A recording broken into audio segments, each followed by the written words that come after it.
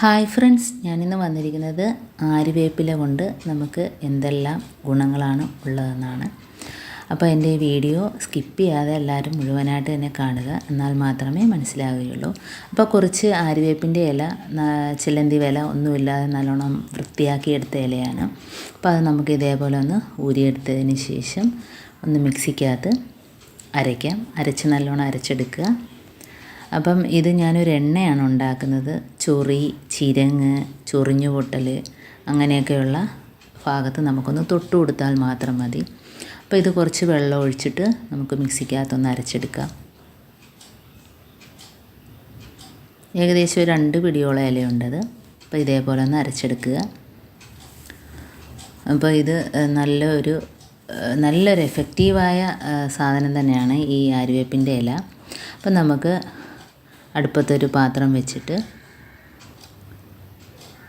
അരിപ്പയ്ക്കകത്ത് നമുക്ക് അരിച്ചൊഴിച്ച് കൊടുക്കുക. അപ്പോൾ ആ വെള്ളമെല്ലാം ഒന്ന് നല്ലോണം ഒന്ന് വറ്റി വരണം. അപ്പോൾ ഏകദേശം ഇതൊരു ഗ്ലാസ് വെള്ളമുണ്ട്. അപ്പോൾ നമുക്ക് ഇല വെള്ളമില്ലാതെ അരച്ചെടുക്കാൻ പറ്റത്തില്ലല്ലോ. അപ്പോൾ ആ വെള്ളമെല്ലാം ഒന്ന് വറ്റി വരുന്നവരെ നമുക്ക് അടുപ്പത്ത് വെച്ച് കൊടുക്കാം. അപ്പോൾ ഇത് നമ്മൾ ചൊറിഞ്ഞു പൊട്ടുന്നതിനും ചൊറിച്ചിലിനും എല്ലാം ആഴ്ചയിൽ 3 തവണ നമ്മൾ ആ ഭാഗം ഒന്ന് വൃത്തിയാക്കിയതിന് ശേഷം ഈ എണ്ണയൊന്ന് തൊട്ട് കൊടുത്താൽ മാത്രം മതി. അപ്പം നല്ല എഫക്റ്റീവാണ്. പെട്ടെന്ന് തന്നെ ചൊറി, ചിരങ്ങ് അതൊക്കെ ഉണങ്ങിക്കിട്ടുകയും ചെയ്യും. അപ്പോൾ അതാണ്ട് ഈ വെള്ളമൊക്കെ ഒന്ന് വറ്റി വരട്ടെ.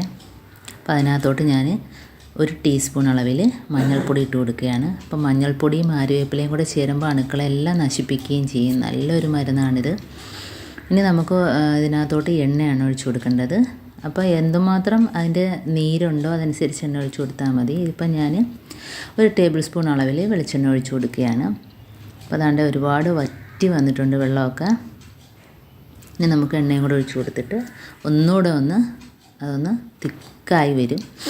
അപ്പോൾ അത് അത്രയും മാത്രം മതി. ഒരുപാട് ഉപയോഗമുണ്ട് ഇത്രയും എണ്ണ വെച്ച്. നമുക്കൊരു പാത്രത്തിനകത്ത് കുപ്പിക്കകത്തൊക്കെ സൂക്ഷിച്ച് വെക്കുകയും ചെയ്യാം. അപ്പോൾ നല്ല വറ്റി വന്നിട്ടുണ്ട്. ഇപ്പോൾ ഏകദേശം 2 ടേബിൾ സ്പൂൺ അളവിലേ കാണത്തുള്ളൂ.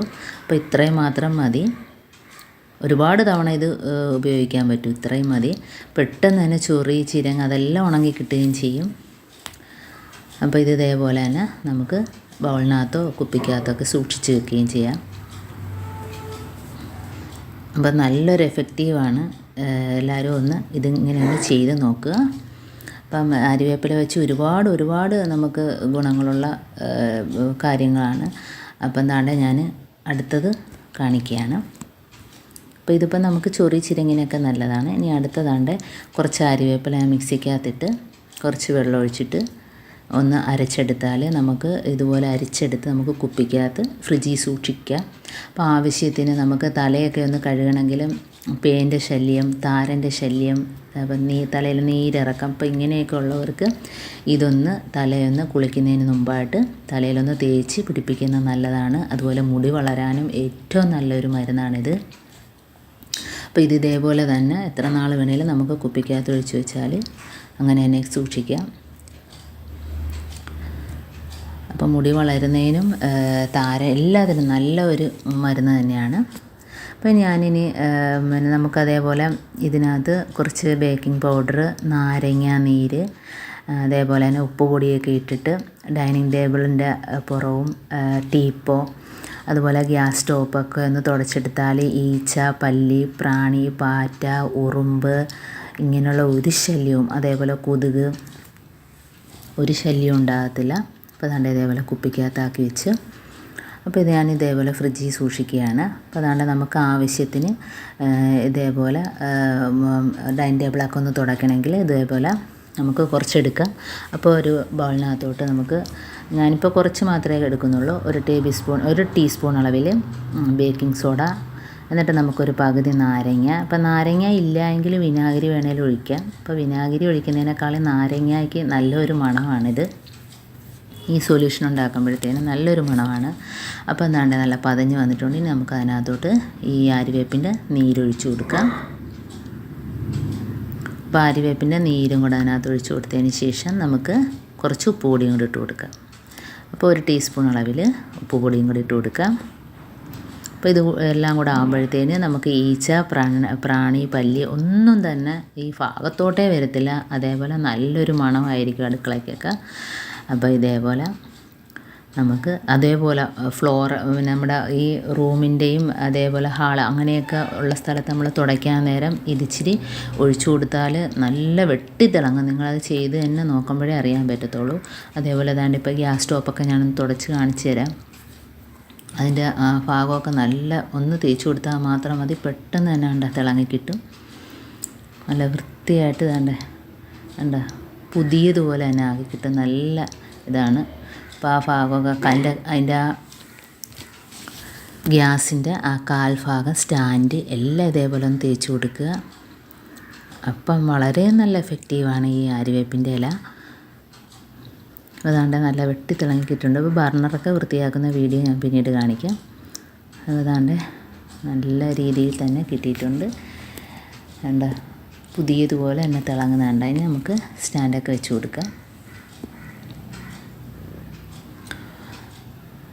അപ്പോൾ ഉറുമ്പൊക്കെ ഭയങ്കര ശല്യമായിരിക്കും. ഗ്യാസിൻ്റെ അവിടെയൊക്കെ ഉറുമ്പ് കയറി ആകെ നാശമാക്കും. അപ്പോൾ ഇതേപോലെ ഒന്ന് ചെയ്ത് കൊടുത്താൽ മാത്രം മതി. ഇനി നമുക്ക് ബാക്കിയിരിക്കുന്നത് ആ സ്ലാബിൻ്റെ പുറത്തെല്ലാം ഇങ്ങനെയൊന്ന് തേച്ച് കൊടുത്താൽ ആ ഭാഗത്തൊന്നും ഈച്ച ശല്യമോ ഒന്നും തന്നെ ഉണ്ടാകത്തില്ല. അപ്പം മഴ സമയത്തൊക്കെ ഭയങ്കര ഈച്ചയുടെ ശല്യമൊക്കെ ഉണ്ടെങ്കിൽ ഇതേപോലെ ഒന്ന് ചെയ്ത് കൊടുത്താൽ മാത്രം മതി. അതേപോലെ നമ്മൾ റൂം തുടയ്ക്കുമ്പോഴൊക്കെ ഇതിൻ്റെ ചാറിച്ചിരി ഒഴിച്ചു കൊടുത്തിട്ട് തുടച്ചാൽ നല്ലതായിരിക്കും. കുറച്ച് നാരങ്ങയോ വിനാഗിരിയോ ഒക്കെ ചേർത്ത് ചെയ്ത് കൊടുത്താൽ മാത്രം മതി. അപ്പോൾ ഇനി ഇതാണ്ട് നമുക്ക് ബാക്കി വരുന്നതും കൂടെ ഇതേപോലെ കുറച്ച് ബേക്കിംഗ് പൗഡറും കുറച്ച് നാരങ്ങയും പിഴിഞ്ഞ് ഇച്ചിരി ഉപ്പും ഇട്ട് ബാക്കി നമുക്ക് വാഷ് ബേസിൻ, നമ്മുടെ വാഷ് ബേസിനാണേലും അതേപോലെ നമ്മളെ അടുക്കളയിലെ സിങ്ക് അതെല്ലാം ഒന്ന് തേച്ച് കഴുകിയെടുക്കാൻ. എന്താണ്ട് ഞാൻ ഇതിനകത്ത് സോപ്പോ മറ്റേ ഡിഷ് വാഷോ ഒന്നും തന്നെ ഉപയോഗിക്കുന്നില്ല. ഇത് മാത്രം വെച്ച് താണ്ട് വെറുതെ ഒന്നിങ്ങനെ ആക്കി കൊടുത്താൽ മാത്രം മതി. നമ്മുടെ ടാപ്പ് അതേപോലെ ആ ഭാഗത്തെല്ലാം ആ വാഷ് ബേസിനിൽ നമുക്ക് മറ്റേ നമ്മുടെ സിങ്കിനകത്തു നിന്ന് നമുക്ക് പാറ്റ, ചെറിയ ചെറിയ പാറ്റ, ഉറുമ്പ് ഇതൊക്കെ ഇങ്ങനെ കയറി വരും. അപ്പോൾ ഇങ്ങനെയൊന്ന് ചെയ്ത് കൊടുത്താൽ ആ ശല്യം നമുക്ക് ഒഴിവായി തന്നെ കിട്ടും. അപ്പോൾ ഭാഗത്തെല്ലാം ടാപ്പൊക്കെ നല്ല വെട്ടി തിളങ്ങുന്നുണ്ട്. വെറുതെ ഒന്ന് തേച്ച് കൊടുത്താൽ മാത്രം മതി. പിന്നെ ഇനിയിപ്പോൾ നമുക്ക് സിങ്കിനകത്തുനിന്ന് പാറ്റയുടെ ശല്യമോ ഉറുമ്പിൻ്റെ ശല്യമോ അങ്ങനെയൊന്നും തന്നെ കാണത്തില്ല. ഇനി അതേപോലെ തന്നെ ഡൈനിങ് ടേബിള്. അപ്പോൾ എൻ്റെ ഈ വീഡിയോ ആദ്യമായിട്ട് കാണുന്നവരുണ്ടെങ്കിൽ പ്ലീസ് ഒന്ന് സബ്സ്ക്രൈബ് ചെയ്ത് സപ്പോർട്ട് ചെയ്യണേ.